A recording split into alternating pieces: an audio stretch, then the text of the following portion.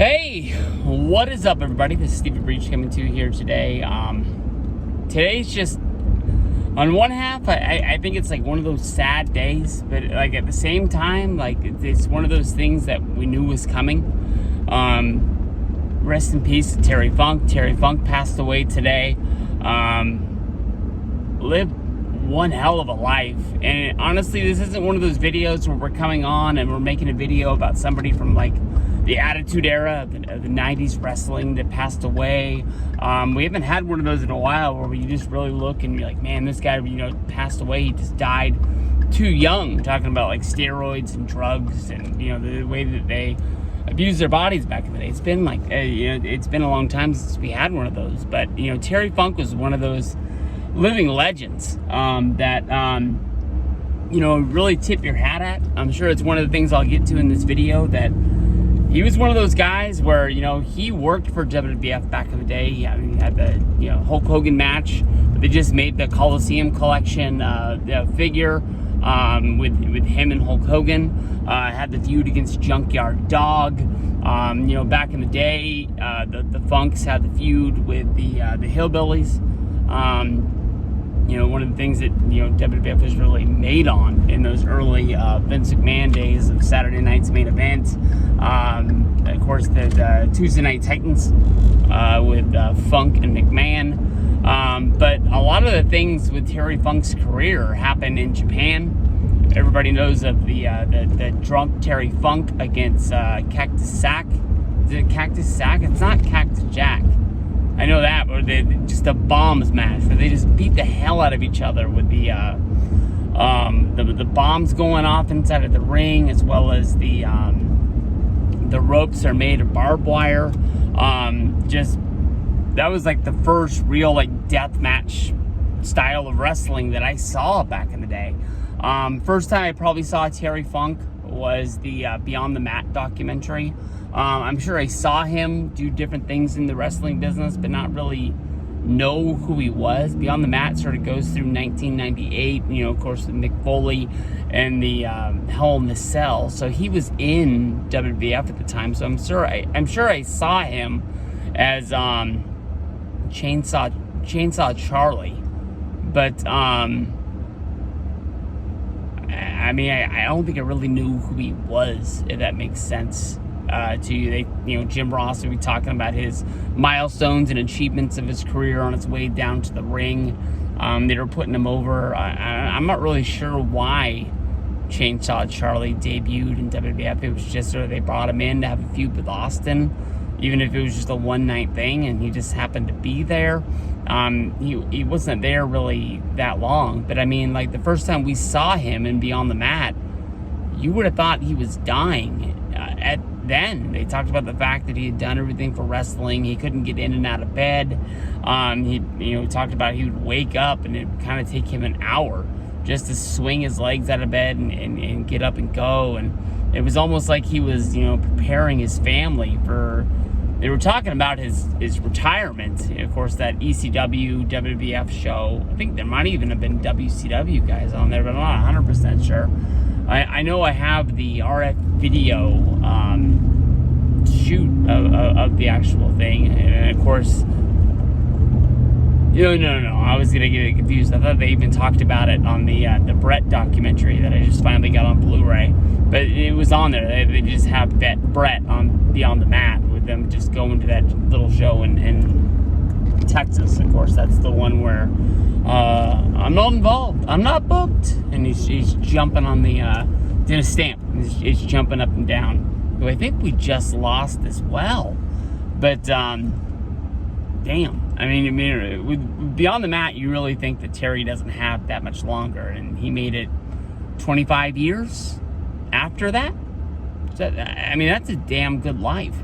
One of the things I really tip my hat to is that Terry, I think, knew that he could do anything in wrestling.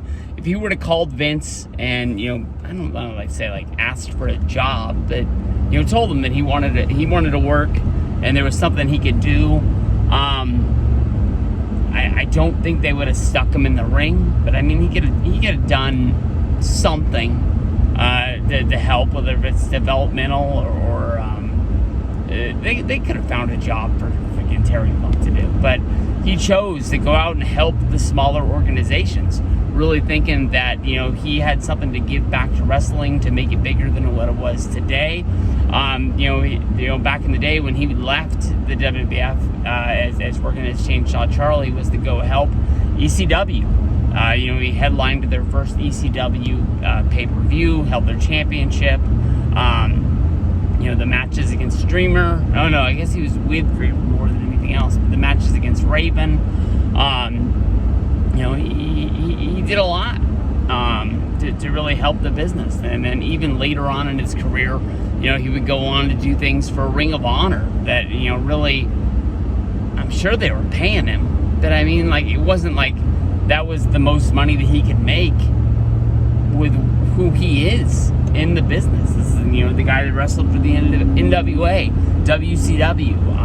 He had the feud with Ric Flair, where I think at that time Funk came out of retirement. He had retired. I think he had done a few acting things, much like how Roddy Piper had done, and that kind of like dried up. And he came back to WCW, and at his retirement party, attacked Ric Flair after his championship match. After we thought Flair and Funk were on the same team, they were good guys that were friends. That of course led to their Falls. Is it a Falls Count Anywhere match, or just beat the hell out of each other so the other guy can't get up match? Last Man Standing? Is that what they call it? The Last Man Standing? I'm getting confused. But they would have a 3-off match, and at that time Flair was just hot. He could work with anybody. Coming off this dude with Steamboat, and it was just a man. That's another guy that I can remember probably 5-6 years ago. I made that video about Ric Flair, and I honestly thought he was going to die that day. And he ended up, he's still living. he got better, had a surgery, and that guy probably lived to 100, and it just doesn't make sense. But Terry Funk, one hell of a career. Helping out all the little guys from Ring of Honor to ECW, become what they're known as of today. I'll tell you the truth. I looked it up because I didn't think he was, but he's a WWE Hall of Famer. I guess he probably went in one time when they were in Texas. I'm not sure if it was like WrestleMania 25, if that lines up right. Is that about 2008? Somewhere in there. But I just honestly just don't remember it. That would probably be the same year that Dusty Rhodes went in. If I think I'm right. But his career in WWF, he didn't, break records. He never held the championship, never really headlined a huge WrestleMania or anything like that. But even the little bit of WCW that I know him in, this guy is probably one of the biggest legends there is in wrestling. I had a chance to meet him. I want to guess it was like 2010, maybe 11, going to the event over in the Bay Area called WrestleFest for BTW Promotions, ran by Kirk White. Well, it was ran by Kirk White. And Funk was there. He was part of the Super Ticket, and I'm not the biggest fan of getting the tickets with putting the fist up, acting like you're gonna fight. But I kind of just instinctively did it, and Funk leaned into it, like we were really gonna go. And his wife was there, kind of running his merch table, people buying things that they want to buy. He has a book. I'm pretty sure that's what I got signed that day. Was Terry Funk's autobiography. I'm sure it's not that hard to find. If you want to find out more about Terry Funk's career, that might be one of the best places there is to do it, because there is no Terry Funk tape. I'm sure RF video, which I guess they don't sell DVDs anymore. They have all their stuff online, but I think maybe you could find some stuff on eBay or something like that, like a best of. I know that he has many shoot interviews through RF Video as well as High Spots. Conversations with him and Mick Foley that have all been recorded, and I'm sure a lot of that stuff is so old that they don't really care about the rights. A lot of it's just up on YouTube now. He was never really somebody who cashed in and did a podcast like so many wrestlers do now. But I'm sure that the things that he could have done up until those days he came down with dementia, would have been awesome. Just to hear everything come out of his mouth. We've seen so many wrestlers that cactus. That was a horrible Mick Foley impression of Terry Funk. But I remember one of the things where he really could have cashed in and got a huge payday, but went out as a way to help somebody else, was the ECW One Night Stand in 2005, the very first one where they brought back ECW, and they were just basically trying to get everybody to come back for one night. At the same time, the night before, because everybody was going to be in town, Shane Douglas was running the Hardcore Revolution, Hardcore Homecoming. I think it was Hardcore Homecoming show in Philadelphia, and Terry Funk said that his career, his body couldn't hold up for 2 matches that weekend, back-to-back nights, a Saturday and a Sunday, and he had to choose one. Even though it wasn't going to pay as much, he ended up choosing to do the Shane Douglas show because he thought that it was going to be the most true representation of ECW and the best to really help the wrestling business at that time.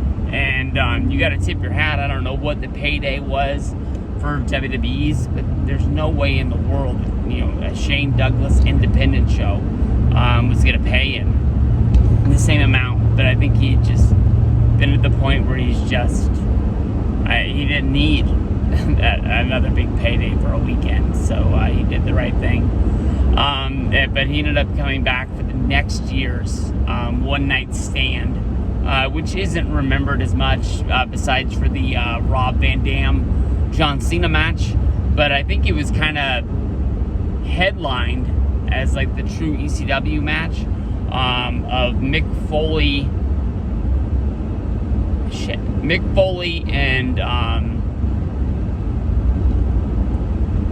what was it? Oh, it was Dreamer and Funk against Foley and Edge. I mixed myself up knowing that Edge was in there, and I was like, why would Edge and Mick Foley be on the same team? Because I was thinking of their feud from WrestleMania 22, but they gave him the replica ECW or hardcore belt, and that was kind of like the kickoff for all that. But sad day,